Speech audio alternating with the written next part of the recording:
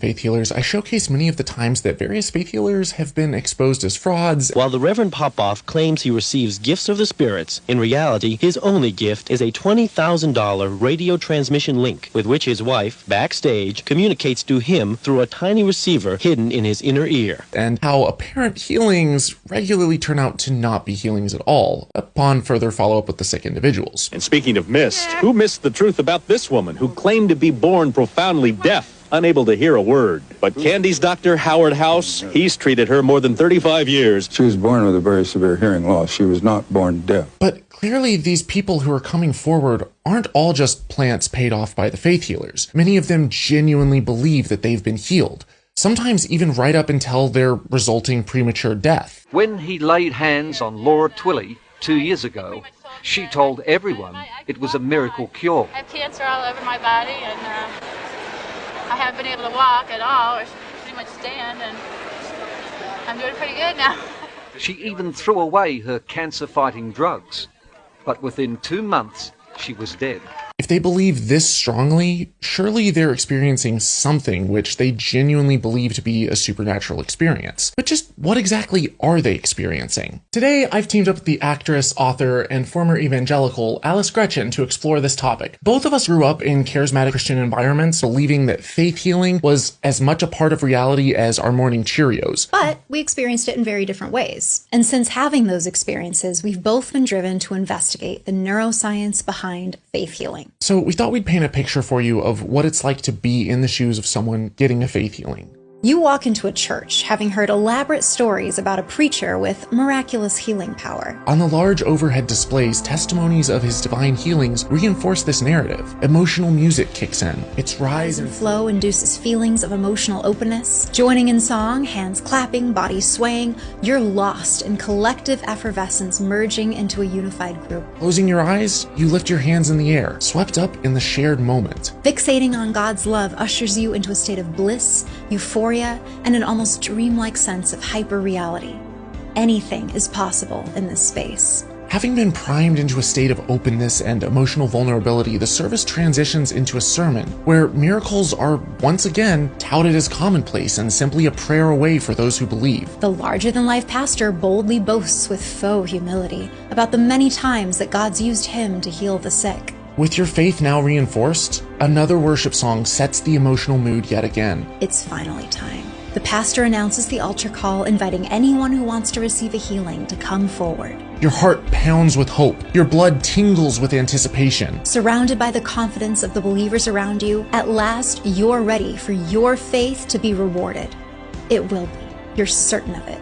God won't let you down. Today, just as the preacher said, is your day to get healed. Everything in you yearns to walk that aisle, but your fear of the spotlight briefly holds you back. It's overcome by your desire to belong and your fear of being viewed as an outsider, which flicks through your subconscious, propelling you into the herd flocking forward. Adrenaline surges through your body, and without thinking, you find yourself among dozens of others clambering forward to receive prayer. First in line, those seated at the front, rush forward with unshakable faith. As the most loyal followers and the most easily suggestible, they set the stage for the crowd's expectations. With sweat on your brow, your hands quivering outstretched, you close your eyes as the pastor inches towards you, person by healed person. One by one, they tremble under his hand, diseases, demonic and physical, fleeing their bodies at the touch of God through this vessel of a man. Your ailments will be cured too.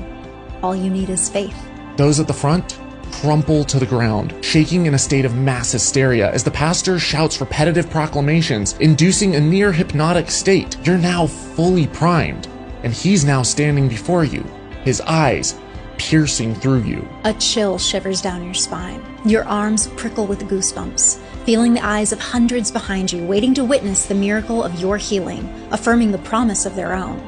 You dare not disappoint. He lays his hands on your head, and others gather around, laying hands on you in prayer. In automatic response to human touch, your body releases oxytocin, calming your nerves and sending a feeling of warmth through your body. This cocktail of neurochemicals, such as dopamine, serotonin, and norepinephrine, fusing with the oxytocin, numbs your pain. Coupled with faith, you're now experiencing the ultimate placebo effect. Is it hurting now? A little bit on the left side, yes. Check it right now for me, please. No. No. Something's happening with these people up here on this side. Well, praise the Lord. In this moment, you are convinced that the Spirit of God is descending on you, and you wholeheartedly embrace your miracle. The fire of God, he yells, and your shaky legs give way, falling back into the waiting arms of the catchers positioned behind you. You've just been healed. Or have you?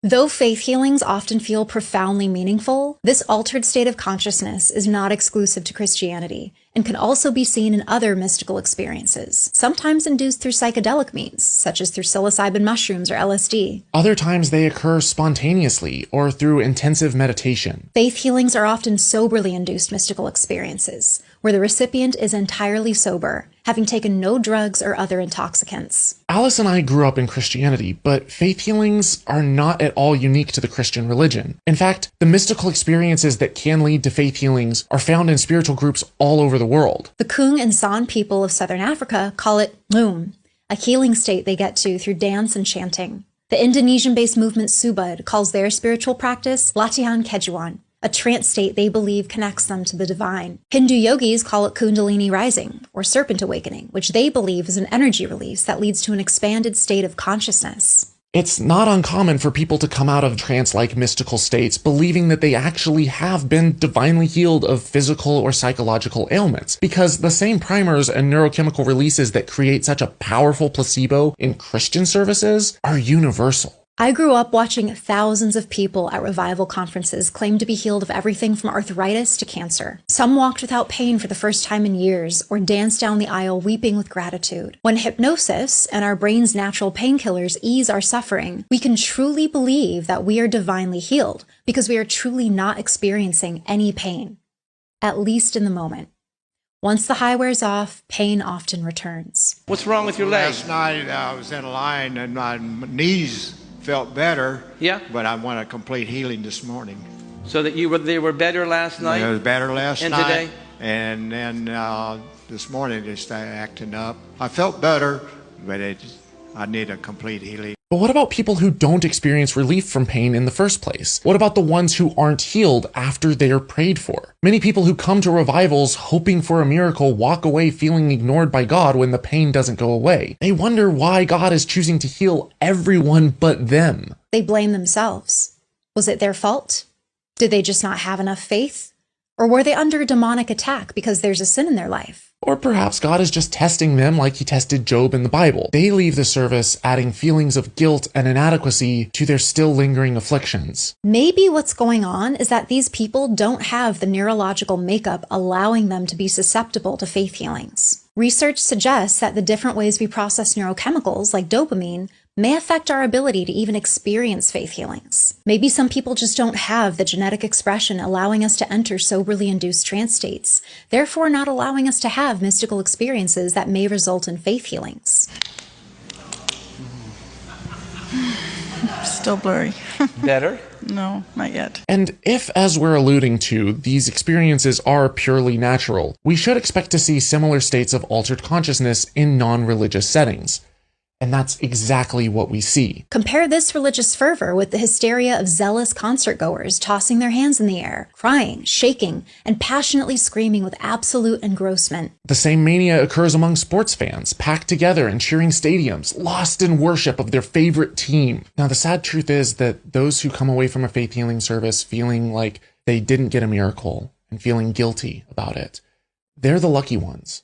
Because many of those who truly do believe that they're healed leave the service, stop taking their medication, and suffer or die as a result. But by that point, the faith healer has made off with their tithes and is off to live their lavish lifestyle. It's because of the significant harm that's done by faith healers and the sheer amount of deception involved, as well as self-deception, intentional or otherwise, that I've put together this entire series. If you want to support my work creating videos like this, you can make a one-time donation on PayPal or a per-video pledge on patreon.com/holykoolaid. I'll put links to all of that below. If you want to hear more of Alice's story, definitely check out her book Wayward, where she talks about her life growing up in an ultra-evangelical setting. I mean this sincerely, I could not put this book down. It is really well written, and I could 1000% relate to so much of the stuff that's in it.